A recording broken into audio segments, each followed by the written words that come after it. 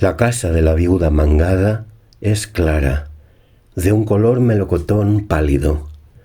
Está en la costanera, frente a la playa de color azafrán y llena de cabañas pintadas, alegres, que forman un laberinto de vigas de madera azul brillante y pequeñas sombras cuadradas. Las olas rompen continua, regularmente, trazando una sinuosa línea blanca de espuma, más allá de la cual el mar de la mañana resplandece con los primeros rayos del sol, que a las 10:30 se vuelven insoportables. En el horizonte el piélago es cerúleo, cerca de la playa, de un celeste vivo, brillante como las plumas del pavo real. A lo lejos, en mitad de la bahía, sobresale un peñasco cuyo perfil inclinado se recorta en el horizonte formando un triángulo puntiagudo.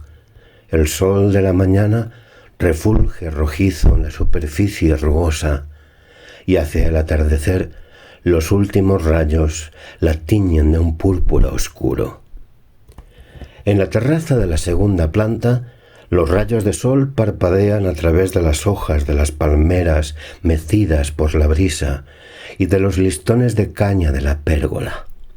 Abajo se encuentra el jardín de la viuda, en cuya tierra seca y polvorienta brotan geranios de un color rojo vivo, margaritas y rosas.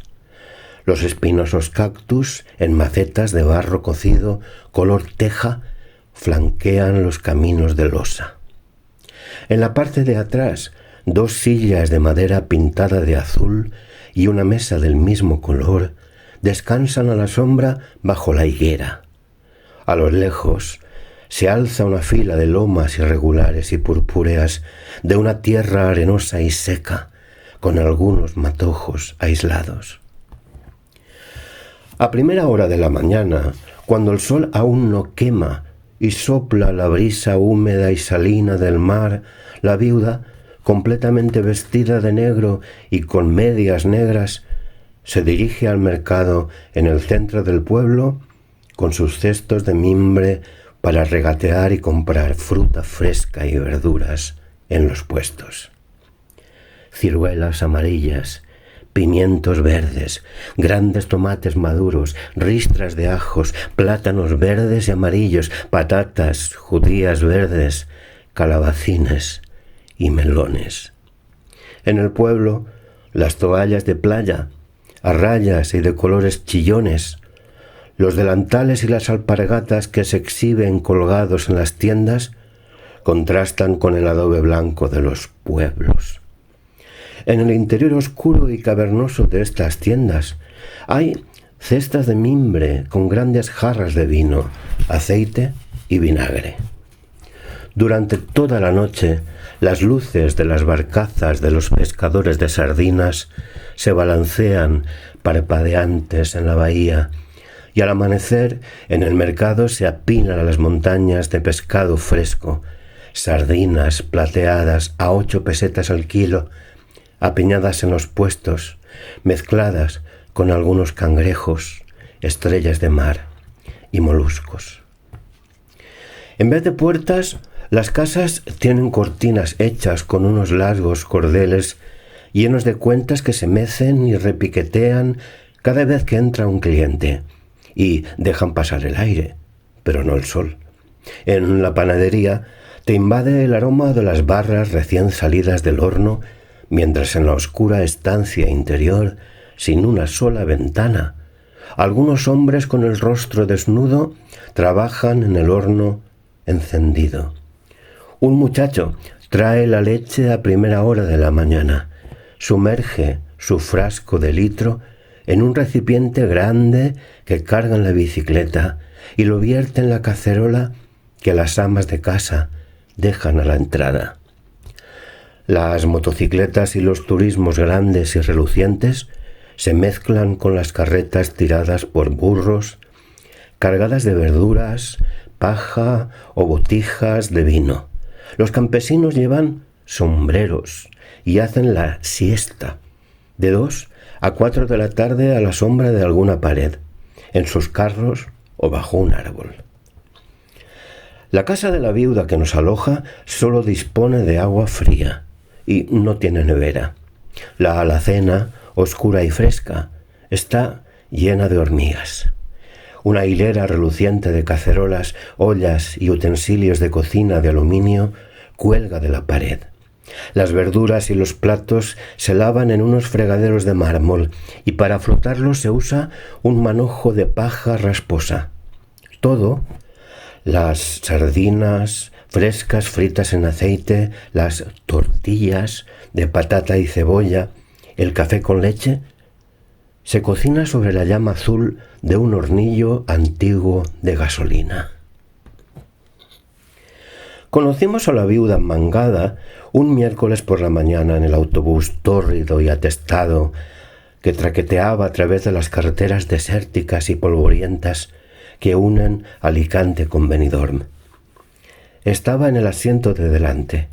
Nos oyó exclamar maravillados al ver la bahía azul y se volvió para preguntarnos si hablábamos francés. Apenas nos dejó responderle que un poco, y enseguida se puso a describir con entusiasmo su casa preciosa frente al mar, con jardín, terraza y una cocina fabulosa. Es una mujer menuda, morena, de mediana edad, e iba bien vestida, con una cinta de punto blanco a la cintura y un vestido negro. Sandalias blancas de tacón, estupendamente combinada con milfó, el pelo negro como el carbón, muy ondulado, los ojos grandes, negros, pintados con sombra azul que aún los hacía resaltar más, y unas sorprendentes cejas pintadas, 2 líneas perfectamente rectas que se alzaban desde el puente de la nariz hacia las sienes. Se espabiló para conseguir que algunos muchachos del pueblo le cargaran su equipaje en los carros que ellos mismos tiraban y nos arrastró hasta la calle principal, caminando rápidamente, un poco por delante de nosotros y chapurreando en su peculiar francés cosas sobre su casa. Nos dijo que se sentía sola, que por eso había decidido alquilar habitaciones y que con solo vernos se había dado cuenta que éramos buenas personas. Cuando le dijimos que somos escritores y buscamos un sitio tranquilo donde escribir, frente al mar, se apresuró a decir que su casa era perfecta para eso y que ella sabía exactamente de qué hablábamos. Yo también soy escritora, nos dijo. Escribo historias de amor y poemas. La casa, situada frente a la bahía de un azul oscuro e luminoso, era mejor de lo que habíamos soñado. Nos enamoramos inmediatamente de la habitación pequeña, cuyas amplias ventanas daban a una terraza perfecta para escribir. Las parras trepaban por la baranda, un pino y una palmera le daban sombra a uno de los lados, y había un cobertizo de caña que podía correrse y formaba una especie de techo para protegerse del sol directo del mediodía. Le pedimos que nos bajara el precio de 100 pesetas la noche que nos propuso inicialmente, figurándonos que además podríamos ahorrarnos mucho yendo nosotros mismos a comprar la comida y cocinando. La viuda chapurreaba en un francés atropellado y con un marcado acento español, pero nos pareció entender que estaba dispuesta a intercambiar clases de español por clases de inglés y que había sido maestra y vivido en Francia durante 3 años. En cuanto nos instalamos, vimos claro que la señora no estaba acostumbrada a llevar una maison de huéspedes. En el segundo piso había 3 habitaciones vacías, que, evidentemente, confiaba en alquilar, puesto que hablaba constantemente de cómo se organizaría con les autres cuando llegaran. Había reunido una cantidad considerable de platos de cerámica blanca, tazas y salseros en el comedor oficial, y una cantidad igualmente notable de cacharros y cacerolas de aluminio colgaban de unos ganchos alineados en las paredes de la cocina, pero no había ni una sola pieza de cubertería. La señora parecía contrariada por el hecho de que no trajéramos nuestros propios cuchillos, tenedores y cucharas, pero finalmente compró 3 juegos de cubiertos de la mejor plata que encontró y nos los enseñó advirtiéndonos de que eran exclusivamente para nosotros 3 y que en breve iría a Alicante a comprar cubiertos más sencillos y poder guardar los de plata.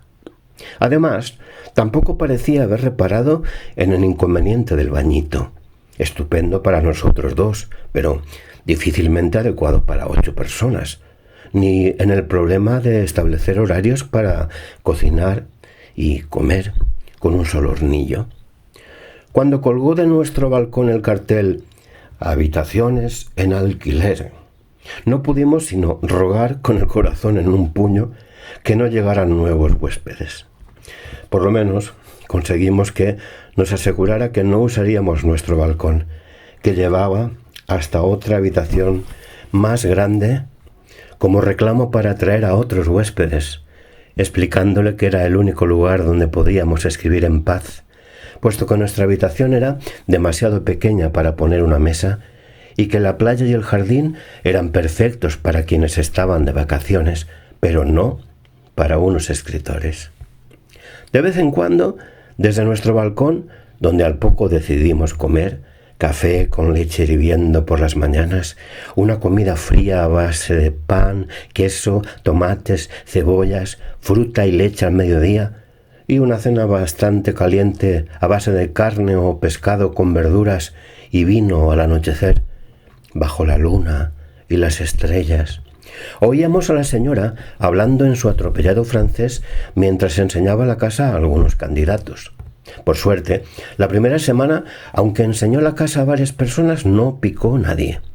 Nos divertíamos imaginando las pegas que le debían de poner. No tiene agua caliente. La habitación es diminuta. Solo hay un hornillo de petróleo. Considerando los hoteles modernos que hay en el pueblo, posiblemente cobraba demasiado. ¿Qué persona próspera estaría dispuesta a hacer la compra y a cocinar?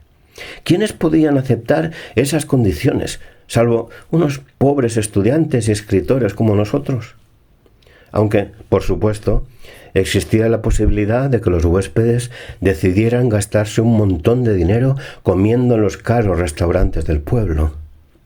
También descubrimos que, aunque al enseñarnos la casa había hecho grandes aspavientos, señalando una nevera sin hielo y un imaginario termoeléctrico para calentar la gélida agua de la ducha, ninguna de esas comodidades estaba en vías de hacerse realidad.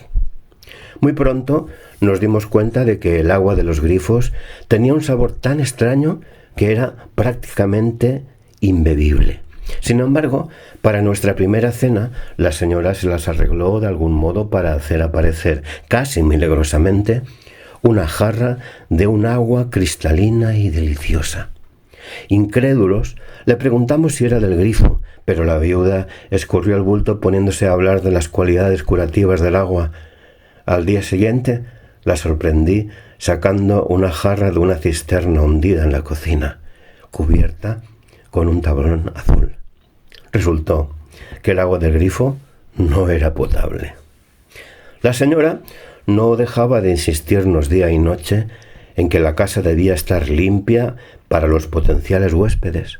Por eso, teníamos que lavar todos los platos inmediatamente después de cada comida, secarlos y guardarlos. También teníamos que tener el baño reluciente. Nos dio 2 paños de limpiar para colgarlos detrás de la puerta y en la pared colgó varias toallas limpias como señuelo para les autres. Terminó por darnos un hornillo de gasolina para nuestro uso exclusivo. Pero nosotros teníamos que comprar las cerillas y el petróleo, un gasto más en nuestro ajustado presupuesto de 40 pesetas diarias para la comida de los 2. A pesar de su preocupación por la debida limpieza de su casa, la señora lavaba los platos grasientos metiéndolos en el fregadero lleno de un agua helada y más sucia que los platos mismos y frotándolos con manojos de paja raídos. La primera mañana fue una pesadilla. Yo desperté pronto, aún fatigada después del largo viaje, incómoda en aquella cama extraña y contrariada al descubrir que no había agua en los grifos. Bajé de puntillas la escalera de piedra para encender las misteriosas máquinas, llenas de extrañas llaves y mangueras pintadas de azul, que, según había dicho la señora el día antes, hacía agua. Cuando nos enseñó cómo funcionaba, la máquina hizo un rumor convincente, como el de un complicado mecanismo en marcha, pero al encenderla yo solo vi un destello azul e inmediatamente noté un humo acre que salía de la caja. La apagué enseguida y fui a llamar a la puerta de la señora. No hubo respuesta. Subí las escaleras y desperté a Ted, que estaba completamente quemado por el sol del día anterior. Medio dormido, bajo en bañador. Bajó a encender la máquina y vimos otro destello azul, pero no oímos el menor ruido. Probó el interruptor de la luz, no había electricidad. Llamamos a la puerta de la habitación de la señora. Nadie respondió. O se ha ido o se ha muerto, dije yo, que quería agua para hacer un poco de café. La leche aún no había llegado. No, habría encendido el agua si hubiera salido. Seguramente está ahí dentro, retozando y no quiere levantarse. Al final, volvimos a subir las escaleras a regañadientes y nos metimos en la cama. Hacia las 9 en punto oímos abrirse la puerta de la entrada. Seguramente se ha escurrido por detrás para entrar luego por la puerta principal y fingir que ha estado fuera toda la mañana.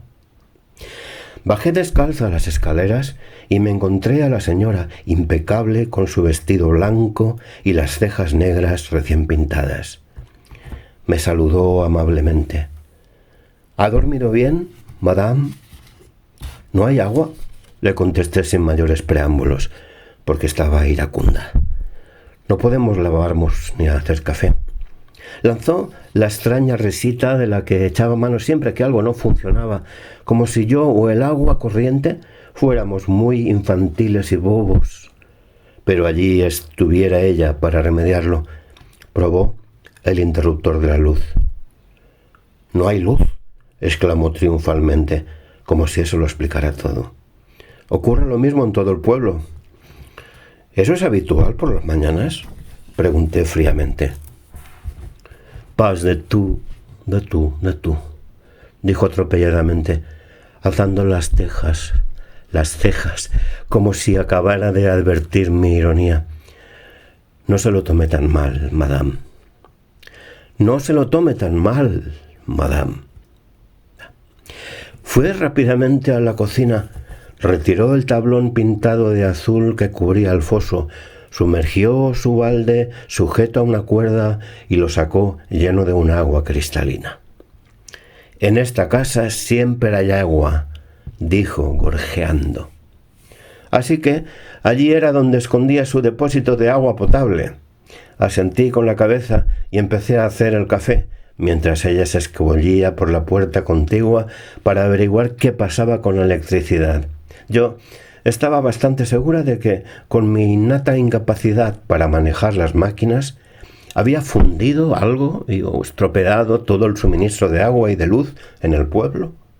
Pero al final quedó claro que se trataba de un problema local, porque la señora se puso a toquetear la máquina mientras repetía que nunca había fallado, hasta que logró que funcionara y enseguida nos prohibió que volviéramos a acercarnos. Debíamos llamarla inmediatamente cuando necesitáramos agua. Ella lo resolvería todo. En nuestra primera cena también tuvimos problemas con el hornillo. Yo había planeado hacer uno de los platos favoritos de Ted, una fuente de judías verdes y sardinas fritas que habíamos comprado a primera hora en el mercado de pescado a 8 pesetas el kilo y mantenido frescas en un depósito que nosotros mismos fabricamos con varias ollas llenas de agua tapadas con un trapo húmedo y una bandeja. Así que pudiesen las judías a cocer. Las puse, pero al cabo de 20 minutos estaban tan crudas como al principio, y entonces me di cuenta de que el agua ni siquiera hervía. Ted dudaba de que hubiera llama y dijo que a lo mejor el petróleo se había consumido. Le dio a la llave y la llama quemó apenas. «¡Señora!», gritamos. La señora vino cloqueando a toda prisa desde la sala de estar. Levantó la olla con las judías y la hornilla para descubrirnos la maldita mecha de apenas 2 centímetros, completamente chamuscada. Le habíamos dado demasiada potencia y la mecha se había quedado y se había quemado a falta de petróleo. Después de llenar la bombona de gasolina, de manosear la mecha y rescatar la parte que había quedado intacta, la señora encendió el hornillo de nuevo y probó las judías. No la dejaron nada satisfecha. Salió corriendo de la habitación, regresó y echó un puñado de polvos que hicieron burbujas y echaron espuma. Le pregunté qué era, pero ella se limitó a reír entre dientes y a decirme que llevaba cocinando mucho más tiempo que yo y se sabía algunas petites choses. Polvos mágicos, pensé. Veneno. Bicarbonato de sodio, afirmó Ted. Empezamos a darnos cuenta de que la señora estaba acostumbrada a vivir muy por encima de cómo vivía en sus circunstancias actuales.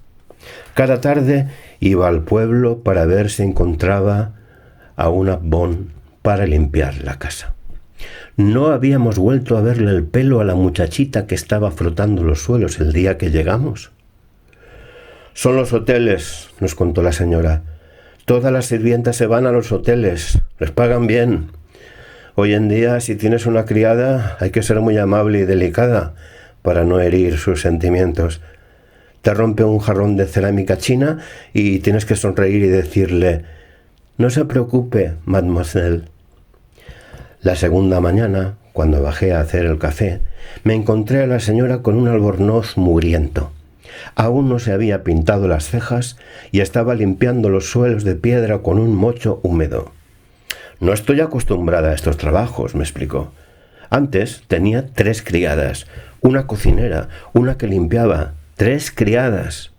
Y se me ocurre ponerme a trabajar cuando la puerta está abierta, porque podrían verme, pero cuando está cerrada, ya ve». Y se encogió de hombros mientras con las manos señalaba a su alrededor. «Hago de todo, de todo». Un día estábamos en la lechería intentando explicar dónde queríamos que entregaran cada día nuestros 2 litros de leche. Las casas de la avenida no estaban numeradas y con nuestro español rudimentario no conseguimos hacerle entender al mozo que hacía las entregas dónde vivíamos. Finalmente llamaron a una vecina que hablaba francés. «Ah», exclamó riendo, «ustedes viven con la viuda mangada. Todo el mundo la conoce. Viste muy elegante y va muy maquillada». Y la señora sonrió como si la viuda mangada fuera todo un personaje del pueblo. «¿Cocina para ustedes?», preguntó con curiosidad. De pronto sentí una especie de lealtad instintiva a la señora y sus complicadas circunstancias. «No, claro que no», contesté. «Nosotros nos lo cocinamos todo». La mujer asintió con la cabeza y sonrió como un gato complacido.